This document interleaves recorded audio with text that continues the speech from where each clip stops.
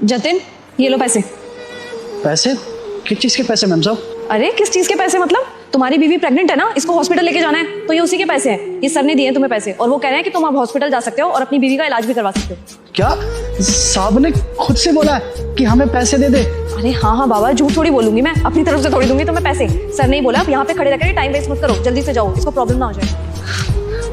आपका बहुत बहुत शुक्रिया मैम साहब। और हाँ, अगर और भी किसी चीज की जरूरत पड़े ना तो बेझिझक मेरे को कॉल कर लेना, मैं सर से बात कर लूंगी। और अब ज्यादा बात करके ना टाइम मत वेस्ट करो, इसको जल्दी से हॉस्पिटल लेके जाओ। हाँ हाँ ले जाते हैं, चलो भगवानी आओ। सुनो, ये फाइल है ना, जतिन को भिजवा देना। जतिन? सर जतिन तो चला गया। चला गया? कहाँ चला गया? सर आपको पता तो है कि उसकी बीवी प्रेग्नेंट है और उसकी बीवी की कभी भी डिलीवरी हो सकती है, तो इसीलिए उसको लेकर के वो हॉस्पिटल चला गया। क्या बकवास है ये? वो मेरी परमिशन के बगैर कैसे चला गया? मैंने उसको कोई छुट्टी भी नहीं दी है। और एक बात बताओ, वो तो मुझसे एडवांस भी मांग रहा था, अब उसके पास पैसे ही नहीं थे, तो हॉस्पिटल कैसे चला गया वो? दरअसल सर, उसको मैंने मेरे पैसे दे दिए। तुम्हारे पैसे? कौन से तुम्हारे पैसे? वो आपने मेरे को मेरी सैलरी दी थी ना, तो मैंने मेरी सैलरी उसको दे दी। अरे तुम बेवकूफ हो गया, सैलरी तो मैंने तुम्हें दी थी और तुमने अपने पैसे उठा के उसको भी दे दिए। क्योंकि सर आपने उसको नहीं दिए थे ना पैसे। हाँ तो मैं क्यों दूंगा उससे पैसे? बहाने मार मार के हमेशा एडवांस लेता रहता है। अब कोई पैसे वैसे नहीं देने वाला मैं उसे। सर प्लीज, कोई बहाने नहीं कर रहा था वो।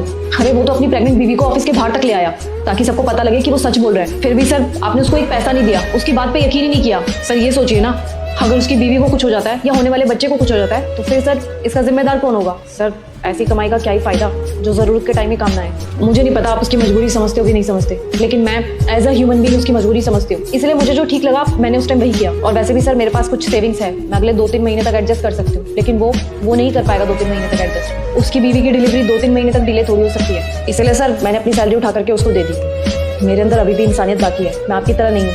सही कहा तुमने, ये तो मुझसे जाने अनजाने में बहुत बड़ी गलती हो गई, ये तो मैंने सोचा ही नहीं। मैं शराब देती हूँ तेरी माँ मर जाएगी। अगर आपने वीडियो को लाइक और चैनल को सब्सक्राइब नहीं किया तो जो उसके साथ हो रहा है कल को किसी के भी साथ हो सकता है। अब जतिन काम हमारे पास करता है तो मदद की उम्मीद भी तो हमसे रखेगा ना, या किसी और से रखेगा। मुझसे बहुत बड़ी गलती हो गई, मुझे उससे पैसे दे देने चाहिए। डोंट वरी सर, मैंने जो उसको पैसे दिए थे ना वो यही बोल के दिए थे कि वो पैसे उसको आपने दिए ताकि आपकी इमेज उसके सामने अच्छी ही बनी रहे।